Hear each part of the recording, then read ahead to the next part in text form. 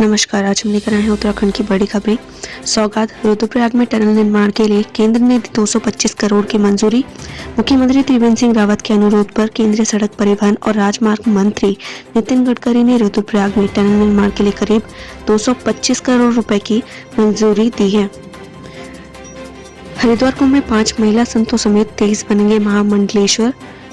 में होने जा रहे विधानसभा के बजट सत्र में हर अधिकारी, कर्मचारी और विधायक को कोरोना का RT-PCR टेस्ट कराने में ही प्रवेश मिलेगा। उत्तराखंड में जल्द होगा मंत्रिमंडल का विस्तार। केंद्र नेतृत्व में उत्तराखंड में प्रदेश मंत्रिमंडल के विस्तार को हरी झंडी मिल गई है। लापता 165 लोगों के परिजनों के लिए आसान हुई मुआवजे की राह। आपदा में लापता घोषित 205 लोगों में से 40 लोगों के शव मिल चुके हैं। अब 165 लापता लोगों के नाम सामने आए हैं, जिनके परिजनों के लिए मुआवजा मिलने की राह आसान हो गई है। पंजाब पुलिस की मौजूदगी में रैली में दिखा इनामी लखा। दिल्ली हिंसा का आरोपी लखा सिधाना मंगलवार को भटिंडा के गांव महाराज में आयोजित किसान महारैली में पहुंचा और फरार भी हो गया। उत्तराखंड में कोरोना के 54 नए मरीज, एक की मौत। उत्तराखंड में मंगलवार को कोरोना के 54 नए मरीज मिले और एक संक्रमित की मौत हो गई। इसके साथ ही राज्य में कुल कोरोना मरीजों की संख्या 96,773 हो गई है। अगली खबर है, बाईपास पर मिला युवक का शव, हत्या की आशंका। ये खबर है बहादुराबाद से। बाईपास स्थित सर्विस रोड बहादुराबाद में एक युवक का शव मिलने से हड़कंप मच गया। पुलिस ने शव पोस्टमार्टम के लिए जिला अस्पताल भेज दिया है। परिजन हत्या की आशंका जता रहे हैं। SSP ने निरीक्षण कर मामले की जांच के लिए टीम गठित कर दी है। अगली खबर है हरिद्वार से। मौसा ने नाबालिग के साथ किया दुष्कर्म, मुकदमा दर्ज। नाबालिग ने अपनी मौसा पर उसके साथ दुष्कर्म और गर्भपात कराने का आरोप लगाया है। नाबालिग की तहरीर पर ज्वालापुर पुलिस ने आरोपी मौसा के खिलाफ मुकदमा दर्ज कर जांच शुरू कर दी है। यात्रियों पर फूल बरसाकर पाबंदियों का किया विरोध। व्यापारियों संगठनों के संयुक्त मोर्चा ने बस अड्डे पर तीर्थ यात्रियों पर पुष्प वर्षा कर कुंभ की पाबंदियों को वापस लेने की मांग की है। अगली खबर है देहरादून से। अवैध वसूली करने वालों पर गिरी गाज, नारसन चौकी का पूरा स्टाफ हटाया। RTO ने नारसन चेकपोस्ट पर अवैध वसूली का मामला सामने आने के बाद चेकपोस्ट पर तैनात सभी अधिकारियों और कर्मचारियों को तत्काल प्रभाव से हटा दिया गया। अगली खबर है अंक पत्र व प्रमाण पत्र संदिग्ध मिलने पर शिक्षक निलंबित। प्रदेश में मान्य एवं फर्जी प्रमाण पत्रों के आधार पर नौकरी कर रहे शिक्षकों के मामले की जांच कर रही SIT को रुद्रप्रयाग जिले के शिक्षक के B.Ed के अंक पत्र एवं प्रमाण पत्र जांच में नहीं मिले हैं। चौधरी चरण सिंह विश्वविद्यालय मेरठ की ओर से SIT को बताया गया है कि विश्वविद्यालय के पास संबंधित शिक्षक के प्रमाण पत्र नहीं है। इस पर अपर निदेशक गढ़वाल मंडल महावीर सिंह बिष्ट ने कहा है कि शिक्षक के प्रमाण पत्र संदिग्ध लगते हैं, जिसके आधार पर उन्हें निलंबित कर दिया गया है। कोरोना संक्रमण रोकने के लिए सीमावर्ती क्षेत्रों में निगरानी बढ़ाने के निर्देश। प्रदेश में भले कोरोना संक्रमण काबू में है, लेकिन दूसरे राज्यों में बढ़ते संक्रमण को देखते हुए सरकार की ओर से देहरादून, हरिद्वार, उधम सिंह नगर जिले की सीमाओं की निगरानी और कोविड जांच बढ़ाने के निर्देश दिए गए हैं। और वहीं देहरादून में 24 घंटे में प्रदेश में कोरोना मरीज की मौत हुई है और 54 नए संक्रमित मिले हैं। कुल संक्रमितों की संख्या 96,773 हो गई है, जबकि 38 मरीजों को डिस्चार्ज किया गया है। त्रिवेंद्र चुनावी साल में दिखाना चाहते हैं डबल इंजन की ताकत। मुख्यमंत्री त्रिवेंद्र सिंह रावत ने विधानसभा के चुनाव से पहले डबल इंजन की ताकत दिखाने के लिए खुद मोर्चा संभाल लिया है। अगले 3 दिन के दिल्ली दौरे पर वह प्रधानमंत्री नरेंद्र मोदी से लेकर केंद्र के साथ के कद्दावर मंत्रियों से मुलाकात कर राज्य की नई योजनाओं की सौगात राज्य को दिला चुके हैं। अगली खबर है देहरादून ऋषिकेश के बीच दौड़ेगी रेल। देहरादून और ऋषिकेश के बीच सीधी रेल सेवा का सपना जल्द पूरा होने जा रहा है। केंद्रीय रेल मंत्री पीयूष गोयल ने रायवाला रेलवे स्टेशन से पहले ऋषिकेश के लिए डायवर्जन लाइन बनाने के निर्देश दिए हैं। विकास योजनाओं के लिए आसानी से वन भूमि मिले। त्रिवेंद्र मुख्यमंत्री रावत ने प्रधानमंत्री नरेंद्र मोदी से मुलाकात के दौरान केंद्र की तरह उत्तराखंड को भी विकास योजनाओं के लिए आसानी से वन भूमि हस्तांतरित दिलाने का आग्रह व इसके लिए नीति बनाने की वकालत की है। और अगली खबर है आवेदन की अंतिम तिथि आज, मेयर पछाड़ की। महिला कल्याण बाल विकास विभाग की उत्तराखंडी परिधान म्यार पछाण प्रतियोगिता के लिए आवेदन को बुधवार को अंतिम दिन है। अलग अलग आयु वर्ग के लिए चेली, नौनी उत्तराखंडी, बुआरी उत्तराखंडी और आमा उत्तराखंडी के नाम से होने वाली यह प्रतियोगिता 8 मार्च को महिला दिवस के अवसर पर देहरादून में आयोजित होगी। अगली खबर है, केस में फंसाने के नाम पर युवती से 93,000 ठगी। साइबर अपराधियों में मुकदमे में फंसाने की धमकी देकर युवती से 93,000 रुपए ठग लिए। युवती ने टारगेट पूरा नहीं होने पर साइबर अपराधियों के कहने पर खाते से रकम जमा करवाई। पुलिस ने मुकदमा दर्ज कर लिया है। आशा रोड़ी बॉर्डर और एयरपोर्ट पर कोरोना जांच शुरू। डीएम के निर्देश पर 7 प्रदेश से आने वाले लोगों की जांच मंगलवार से शुरू करा दी गई है। आशा रोड़ी बॉर्डर पर मोहब्बेवाला में और जौलीग्रांट एयरपोर्ट पर जांच शुरू कर दी गई है, लेकिन रेलवे स्टेशन पर जांच नहीं शुरू हुई है। रेलवे स्टेशन पर यहाँ पर तंबू जरूर लगा दिया गया है। डीएम द्वारा देर शाम आदेश देने के बाद प्रशासनिक व स्वास्थ्य विभाग के अफसरों ने तैयारियां शुरू कर दी हैं। टीमें लगाई जाने लगी है। रेलवे स्टेशन पर बुधवार से जांच शुरू होगी। इन प्रदेशों से आने वालों की जांच होगी। मध्य प्रदेश, गुजरात, केरल, महाराष्ट्र और छत्तीसगढ़। वहीं आपको बता दें कि जौलीग्रांट एयरपोर्ट पर फिर से थर्मल स्क्रीनिंग शुरू। 2 सड़क हादसों में 1 की मौत, 3 घायल। नगर निगम के अंतर्गत बीईएल रोड में सुखराव पुल पर ट्रक और छोटा हाथी की भिड़ंत में चालक सहित 3 युवक घायल हो गए। वहीं लैंसडौन तहसील के चुंडई गांव में ट्रैक्टर ट्रॉली पलटने से चालक की मौत हो गई। पीएससी महिला कर्मी ने पेट्रोल डाल को आग लगाई। पीएससी की महिला आरक्षी ने खुद पर पेट्रोल छिड़क कर आग लगा ली। महिला को गंभीर हालत में हल्द्वानी रेफर कर दिया गया है। महिला को पति के निधन के बाद पीएससी में नौकरी मिली थी। पुलिस घटना के कारणों की जांच में जुट गई है। प्रेमिका की शादी तय होने से तनाव में था सुंदर। एमपीपीजी कॉलेज की छात्रा के साथ सुंदर का प्रेम प्रसंग 2018 से चल रहा था। वर्तमान में सुंदर एमए पास कर चुका है, जबकि छात्रा पढ़ाई कर रही है। दोनों एक दूसरे से शादी करने के लिए तैयार थे, लेकिन परिजनों को जातिगत तौर पर रिश्ता पसंद नहीं आया। पुलिस के अनुसार बताया जा रहा है कि सुंदर की प्रेमिका की शादी कहीं और तय हो गई थी। इससे भी सुंदर गहरे अवसाद में था। वह पहले भी युवती को आत्महत्या की धमकी दे चुका था। मंगलवार को सुंदर के पहुंचने पर लड़की के परिजनों को लगा कि थोड़ी देर में मामला शांत हो जाएगा। तबीयत बिगड़ने पर पता चला कि वह सचमुच जहर खाकर आया है। सुरंग में जिंदगी की उम्मीद वाली जगह से रेस्क्यू टीम सिर्फ 10 मीटर दूर। आपदा के 17वें दिन भी तपोवन बैराज और सुरंग में रेस्क्यू अभियान जारी है। हालांकि मंगलवार को कोई शव नहीं मिला। अब तक तपोवन टनल से करीब 184 मीटर तक मलबा हटाया जा चुका है। यहाँ से सुरंग का SFT पॉइंट 10 मीटर पर है। यही वह जगह है जहाँ पर शुरू से अधिक संख्या में लोगों के फंसे होने के सबसे ज्यादा संभावना जताई जा रही है। आपदा से लापता 204 में से 70 शव और मानव अंग मिल चुके हैं, जबकि 134 अभी भी लापता हैं, जिन्हें सरकार ने अब मृत मान लिया है। जोशीमठ थाने में एक और गुमशुदगी दर्ज। ऋषिगंगा की आपदा में लापता लोगों की गुमशुदगी जोशीमठ थाने में दर्ज की जा रही है। मंगलवार को एक झारखंड निवासी व्यक्ति की गुमशुदगी ऋत्विक कंपनी ने दर्ज कराई। प्रशासन की तरफ से अब तक 204 लोगों की लापता होने की बात कही जा रही है, लेकिन अब जोशीमठ थाने में मंगलवार तक 205 लोगों की गुमशुदगी दर्ज हो चुकी है। ग्लेशियर्स की लगातार निगरानी पर रहे जोर।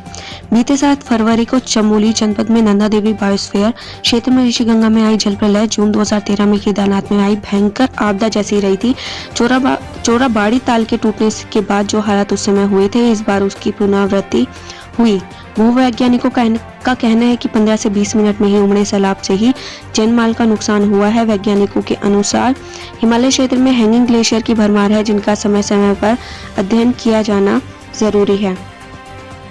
औली में पर्यटकों की क्षमता पर मांगे सुझाव।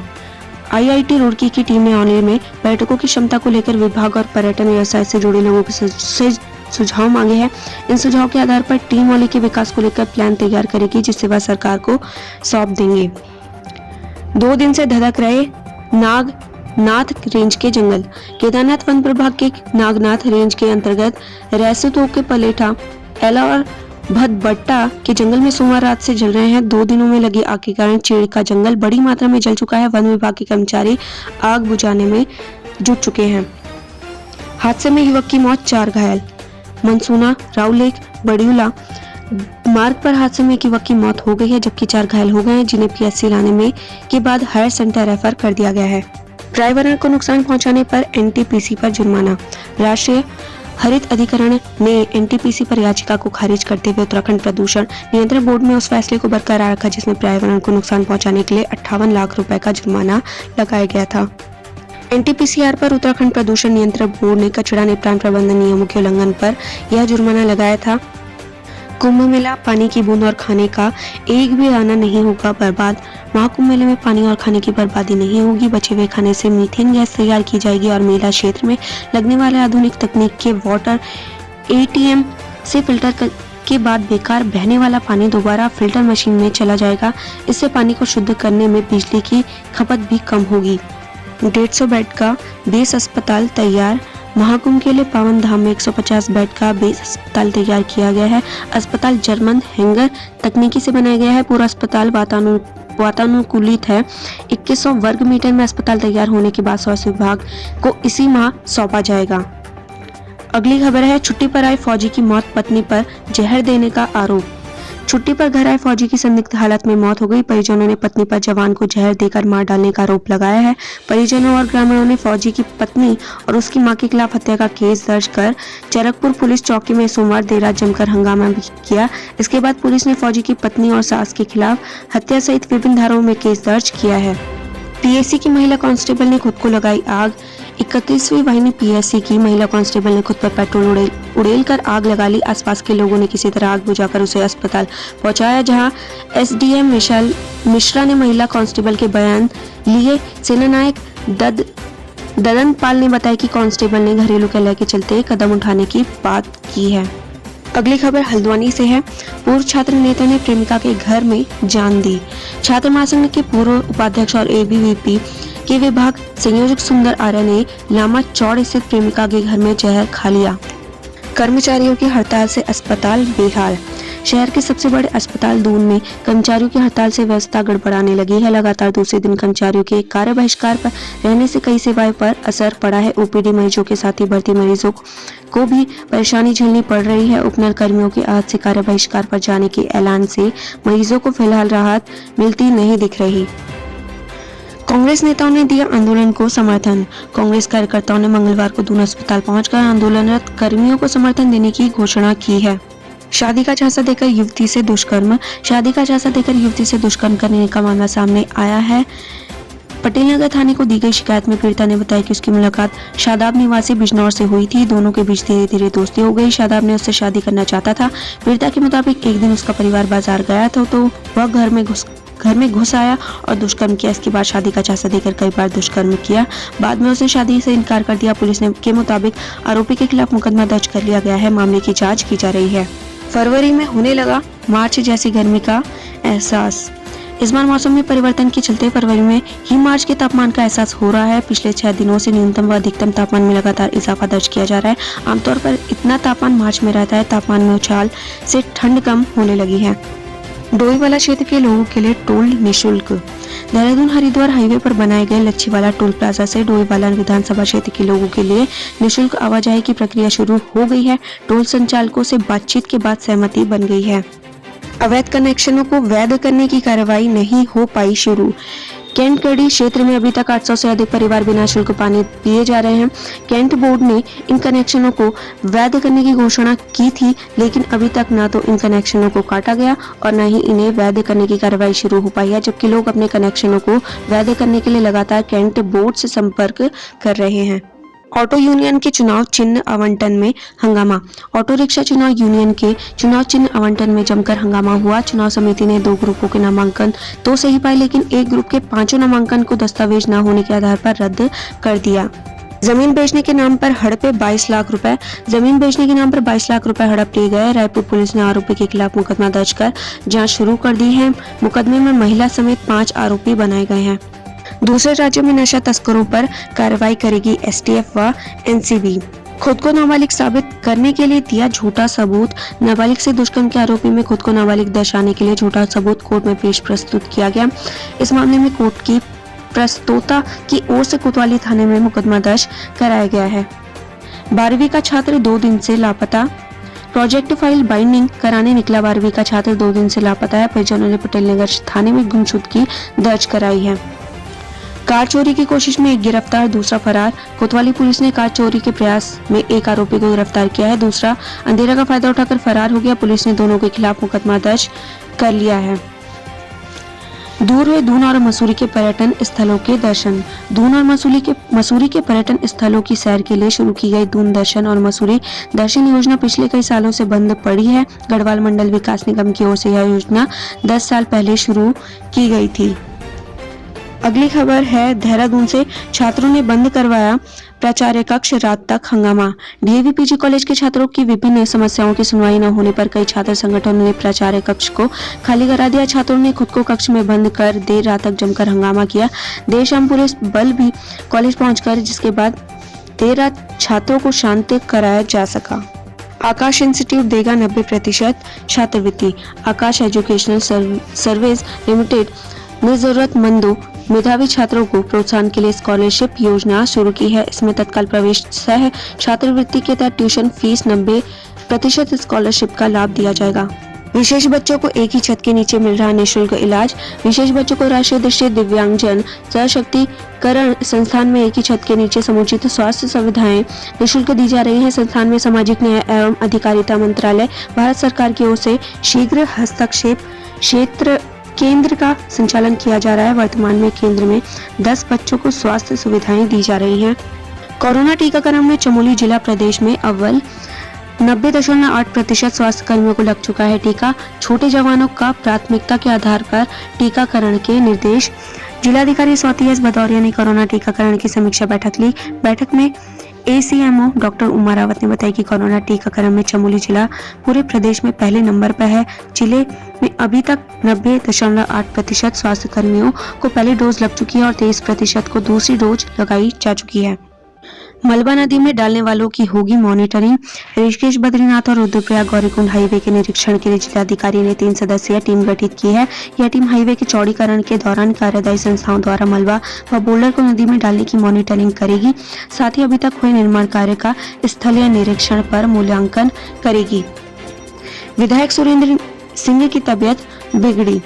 मंगलवार को कर्णप्रयाग विधायक सुरेंद्र सिंह नेगी की अचानक तबीयत खराब हो गई। उनके शरीर में कंपन होने लगी, जिस पर उन्हें सीएचसी गैरसैंण ले जाया गया। प्राथमिक उपचार के बाद उनको एयरलिफ्ट कर हायर सेंटर जौलीग्रांट रेफर कर दिया गया है। सोमवार को ही देहरादून में वह अपने घर सैनियाना आए थे। हादसे में युवक की मौत, 4 घायल। उखीमठ से बेडूला व भगवान जा रहे थे सभी। मनसूना बेडूला मार्ग पर हुई घटना। टनकपुर बागेश्वर रेल लाइन के सर्वे को मंजूरी। फंदे पर लटका मिला श्रमिक का शव। पीलीभीत के ग्राम गबिया का रहने वाला था युवक।